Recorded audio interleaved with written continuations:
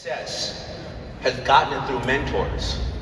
And I grew up in, like, it seems like it's Queens Day up here with everybody, right? Shout out to Queens, but shout out to the whole 5 boroughs and ATL and everybody.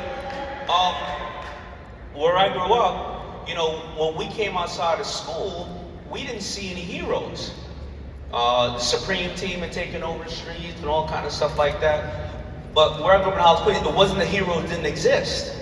The heroes are waking up at 5 o'clock in the morning, getting their kids ready for school. They were going over and working someplace till 8, 9 o'clock at night, doing homework for the kids, cooking for the kids, and doing it over 5 days a week, right? Even on the weekends, we didn't see them. Because they were places like here at Investfest at 6:34 on a Sunday where they could be any place else in the world, right?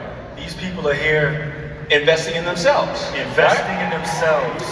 How many people how many people in this room, somebody said, why you going to that shit, man?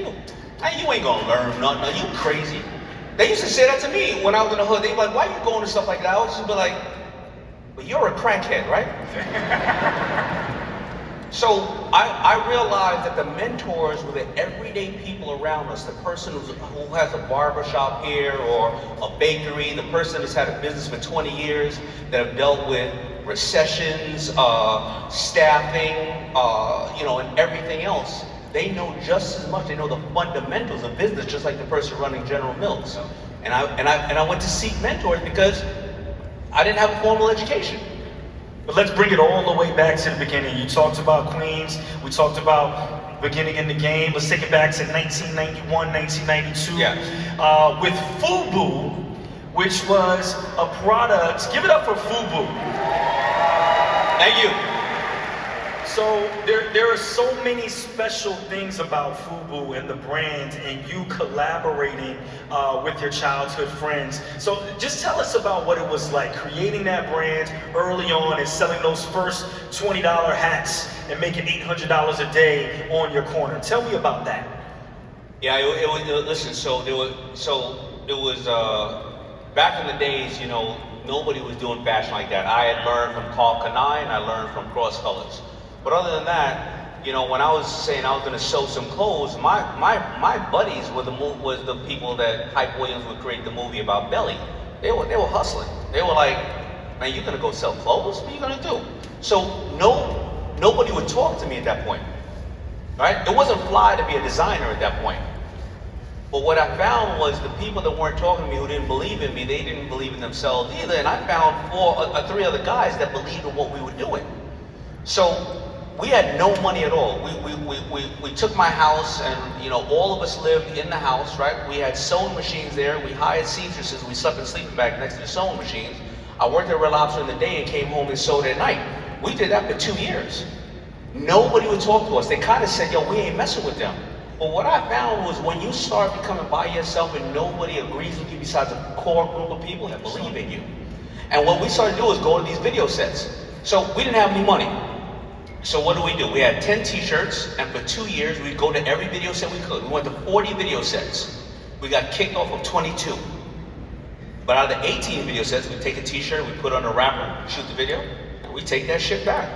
Go put it on another wrapper. Take that shit back. And before you know it, about 4 or 5 years later, we were known as a huge clothing company, and meanwhile, we only had 10 t-shirts, and I was a waiter at Red Lobster. Now I had to find a way to find money because now I had everybody's attention.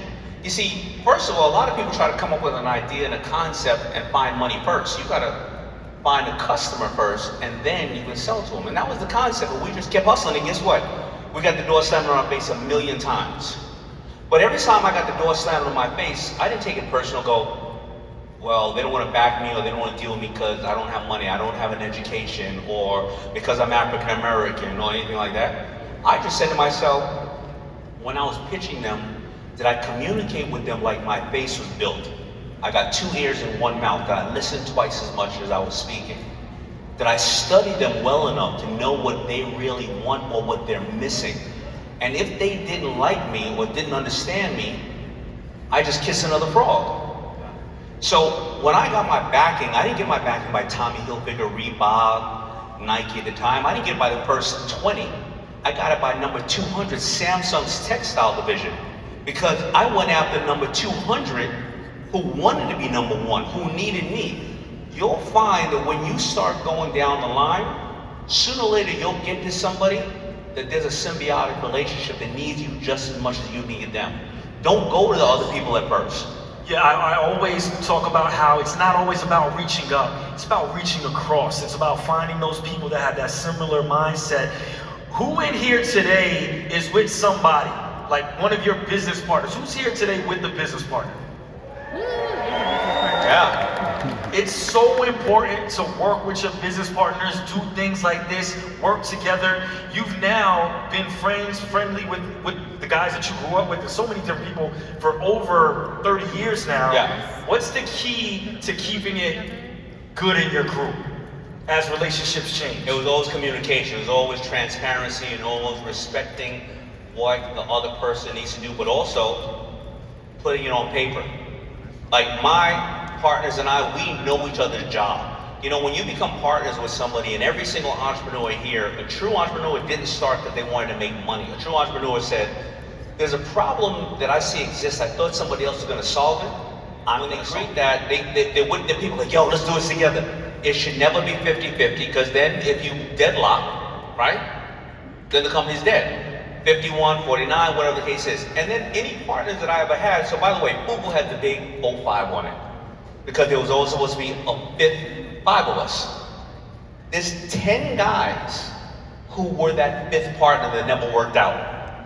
Because we would say, if you put in 6 months, you get 1%. If you put in a year, if you add this amount of hours, if you bring this amount of money in. So we made the deliverables extremely clear, and then there was no question if we had to separate. Yo, you didn't meet this, or I didn't do this. But people, they're so emotional about business because they want to do something to bring joy, they forget about the details. And the details, that's where it's at. That's exactly the foundation of the business. So without getting too in the grains on the math, I know shortly after FUBU, within the first few years, you went to the magic show, you had a couple $100,000 investment. Fast forward, over 10 years later, it's a $1 billion brand, and you sold it. Was it always something that you knew you wanted to have an exit strategy for? Was you thinking about the X in the beginning, or was it just passion for what you're doing? No, you know, and that a lot of times is a big misconception, that we only sold the territory of Japan. We still own everything. So you own the rest of it except for Japan? We never sold it because we felt that FUBU was something bigger than us, and we felt that a lot of people said that if you sell it, then you sold our culture. So we never actually sold it. Yeah, thank you. And you know, it makes this resurgence, because it's funny. It makes a resurgence because you have people who were around during those days who are older now. They're like, I want to invest back into, you know, showing people what this is, whether it's suits or whatever. And then you have the younger celebrities who are like, I want to show people that I'm very culturally aware of what has happened. And so it's been our baby, and it always will be. Wow, and that has spawned into... Hey man, you wear a FUBU suit ad. Yeah, Kuji, I think. Okay, it was Kuji. We own Kuji as well. Yeah, he owns Kuji as well. Multiple brands in the portfolio. So when I first started back on 106 in Park, Dame was one of the first people that pulled me aside. He had a brand and a portfolio with so many different clothing companies under it, and we worked together a lot, and you've been mentoring me since. You've always had an eye for talent, and you've always invested, and that led to one of the big next stages in your career. Has anybody seen a show called Shark Tank? Daymond, I'm so proud of you, because we're now going on season 16